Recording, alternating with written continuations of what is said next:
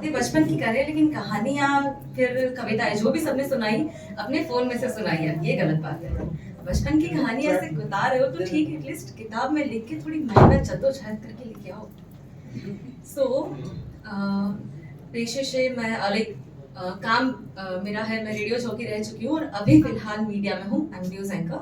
तो कोशिश करूंगी कि वो टोन इसमें ना आए मेरी कविता में, तो सॉरी फॉर दैट। कविता का शीर्षक है बचपन। चलो एक बार फिर उन लम्हों को जीते हैं जिसे लोग बचपन कहा करते थे। चलो एक बार फिर उन लम्हों को जीते हैं जिसे लोग बचपन कहा करते थे।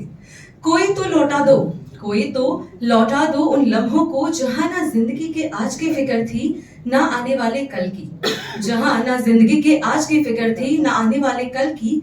बस कुछ था तो वो प्यारा सा लम्हा जो एक किस्सा बन के रह गया। बस कुछ था तो वो प्यारा सा लम्हा जो एक किस्सा बन के रह गया।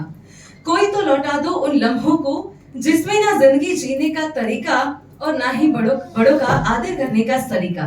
कुछ भी नहीं था, बस कुछ था तो वो प्यारा सा लम्हा जिसमें माँ के पल्लू को पकड़कर पूरे दिन घर में खेलना। जिसमें माँ के पल्लू को पकड़कर पूरे दिन घर में खेलना और शाम को पापा का इंतजार करना कि वो चॉकलेट जरूर लेके आएंगे, कि वो चॉकलेट जरूर लेके आएंगे। और साथ ही में जैसे वो कुछ लेकर ही आएंगे, इस तलब में पूरा दिन बस यूं ही बीत जाता था। और जब शाम को बजती थी घंटी दरवाजे की, मानो उस दरवाजे खोलने तक का ही फासला है हमारा और उस चीजों के बीच में कि जो पापा हमारे लिए लेकर आएंगे, तो पापा हमारे लिए लेकर आएंगे। कोई तो लौटा दो उन लम्हों को जिसे लोग बचपन कहते हैं। कोई तो रोक लो इन लम्हों को जिसमें एक छोटी सी चॉकलेट भी हमको बयां न कर पाए इतनी खुशी ला देती थी। जिसमें एक छोटी सी चॉकलेट भी हमको बयां न कर पाए इतनी खुशी ला देती थी। और अब मानो जैसे खुशियां कुछ रूठ सी गई है या शायद पता भूल गई है हमारे इस दिल का। कोई तो रोक लो इन लम्हों को जहां बस माँ का प्यार और पापा का डर रहता था। कोई तो रोक लो इन लम्हों को जहां बस माँ का प्यार और पापा का डर रहता था। जैसे अभी तो मानो जैसे अभी तो उस प्यार की कोई कीमत नहीं और डर का कोई वजूद नहीं। बस खुद की जिंदगी खुद के मायने खुद की मर्जी और कुछ ऐसे ही जीते हैं लोग। बस खुद की जिंदगी खुद की मर्जी खुद के मायने और कुछ ऐसे ही जीते हैं लोग।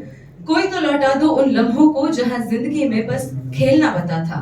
जहां जिंदगी में बस खेलना पता था। कब इतने बड़े हो गए कि जिंदगी ही खेल बन गई, पता ही नहीं चला कि जिंदगी ही खेल बन गई, पता ही नहीं चला। कोई तो रोक लो इन लम्हों को, कोई तो रोक लो इन लम्हों को, कोई तो इन्हें लौटा दो।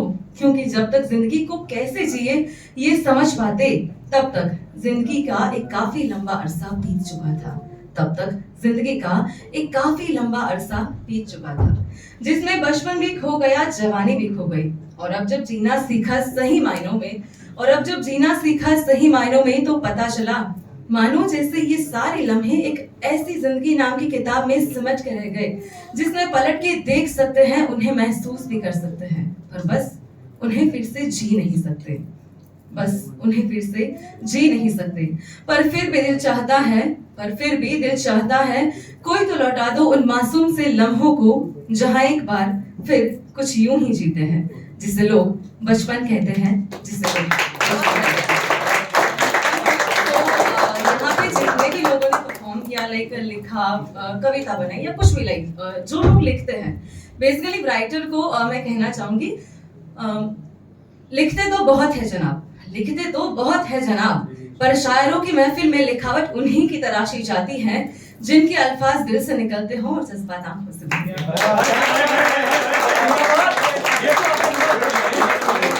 एंड एक लास्ट में राइटर को एक और, अब हिंदी लिखा तो इंग्लिश में लिखेंगे ना यार, थोड़ा टशन भी तो करना है कि हाँ भाई मैं इंग्लिश में लिखती हूँ।